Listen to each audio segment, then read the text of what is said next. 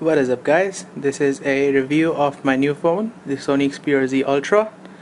This phone will be replacing my old Sony Xperia Ion.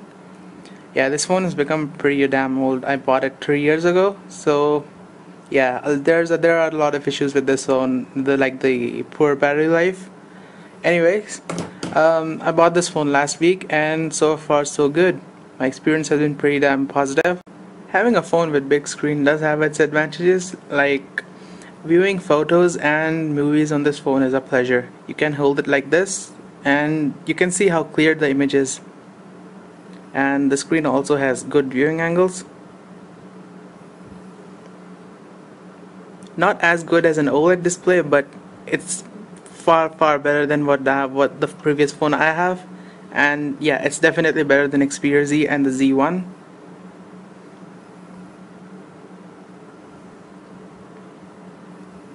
Let me just pop another video.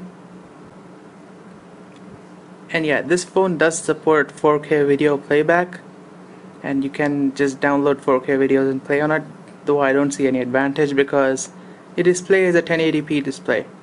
So yeah, you're already on maximum resolution playing a full HD video. Moving on to the design of this phone, it's not very different from Xperia Z and the Z1. This is what Sony calls their omnibalance design. Front and back both are glass. Yeah, this is not a plastic back, this is a glass back, so it does give you that premium feel. And yeah, surrounding it is a aluminum strip, brushed aluminum strip to be exact, and on the right side the power button, the volume rocker, and there is no dedicated camera shutter key, but you can use the volume rocker as a dedicated camera shutter button. There is an option in the camera app. Moving further top, we've got the micro SD card slot over here inside, and there's also micro SIM slot. This camera doesn't seem to want to focus it there, but yeah, you get it. Anyways, we've got a 3.5mm headphone jack. On the left side of the phone, we've got a magnetic charging dock connector. On the top, we've got a micro USB charging port. And yeah, this phone is IP58 certified. You can see the if my camera focuses, you can see the rubber surrounding the port, so it is water resistant up to 1 meter of water, fresh water that is. In the front, we've got a proximity sensor here and a 2 megapixel front facing camera. There is your earpiece and your microphone here, a tiny speaker at the bottom, and on the top we've got a secondary microphone over here.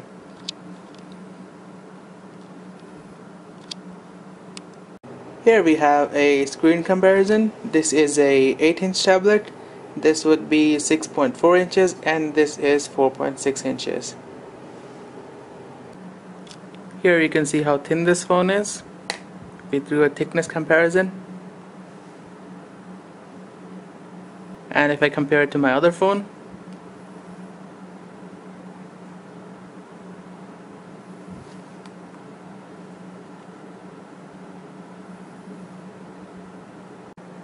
moving on to the hardware side of things, this phone is no slouch. This thing runs a Qualcomm Snapdragon 800 series CPU, which is clocked at 2.2 gigahertz, coupled with 2 gigs of RAM and an Adreno 330 GPU. So with that combination, what you get is a really fast phone. Rendering complex web pages for this phone is no big deal. Like, you can clearly see even there are moving pictures on the screen, but you can see there's absolutely no sort of slowdown.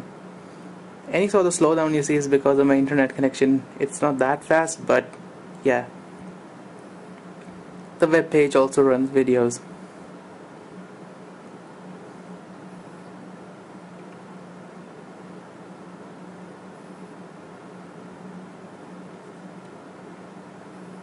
You can see how fast this phone renders even the web pages.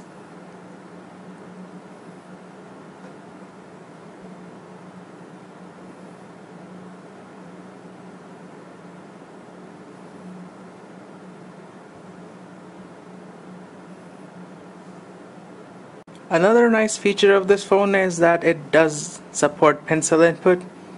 So if I do go poking around with a pencil, it does register the touches. You can draw a sketch with it.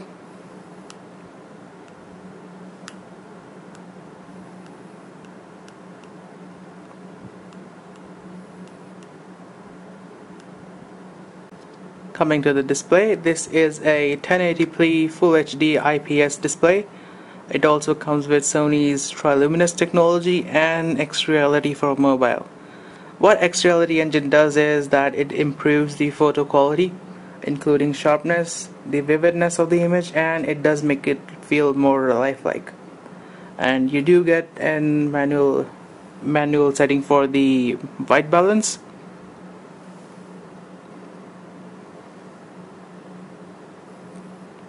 So yeah, good stuff. But I really like the viewing angles of this phone. It's far better than Xperia Z and the Xperia Z1. This phone comes with 16 gigs of internal storage, out of which 9 gigabytes will be available to the user once you install your basic applications. This phone also has a bit of cache data on it, so anyways, you do get a SD card slot, so you can insert a 64 gig SD card and expand your storage. I'm not sure if it supports 128 gigs, but it might not. I haven't seen any updates on it. But moving on to the software side of the phone, this phone runs Android 4.4.4 KitKat with Sony's custom UI. They used to call it the TimeScript UI. I don't know, I'm not sure what they call it now, but yeah, this is running Sony's custom UI, which is actually not that bad. It's simple, minimalistic, and it doesn't cause that much load on the CPU either. And yeah, it's pretty fast and smooth. We do get a custom notifications bar and the quick settings. You can change these, by the way. You can press edit and you can select what you want there. You can also change their position. Yeah, quite nice. With this phone, gone is the Google Play Music. We've got Sony's own Walkman application. Actually, this application is quite nice. It's fast, it's smooth, it's fluid. It's even got the folder options now, and it's got pretty nice enhancements too. You have a nice equalizer with Sony's clear bass. Output from the external speaker is okay, not the best, but yeah, when you plug in your headphones, the audio quality is far better. Also, a nice album application is included. Again, typical Sony. It's fast, it's smooth, and the movies application.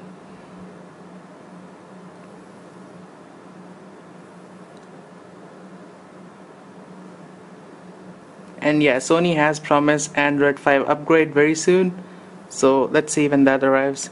The Google Play edition of this phone is already receiving the Android 5 upgrade, so yeah, Sony, hurry up. Powering this phone is a 3000 mAh battery. So coupled with Sony's proprietary power management such as stamina mode, it should give you around a full day of battery backup even with heavy usage. Moving on to the camera, this phone has a 8 megapixel rear camera with no LED flash and a front facing camera which is 2 megapixel shooter. Let's go ahead, launch the camera app and see the different functions. The camera app is very typical Sony, like all of their Xperias have this kind of UI. You do get scene selection modes, a lot of them, and if you can also select Superior Auto, and you get AR effects, creative effects, social live, and sweep panorama. You can add more of these applications. These are available on the Play Store. And if we go into the settings, and yeah, if you're shooting in 16:9 mode, you are reduced to 5 megapixels, unfortunately. And you also get HDR. And let me just go into the settings. And yeah, I was talking about the volume key as a shutter button. So yeah, you can use the volume keys as a shutter button. It's configurable actually. Can use it as zoom or the shutter button. Let me just show you.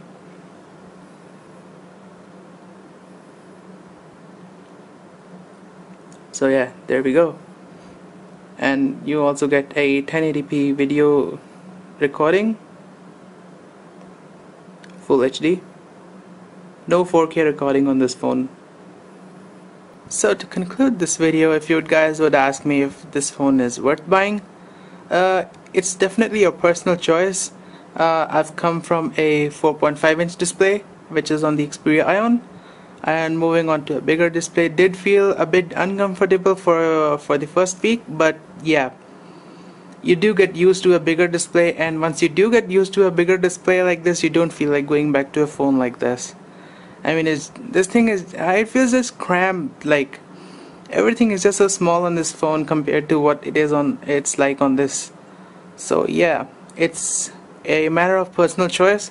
Personally, I like this phone. This phone is very extremely powerful. Yeah.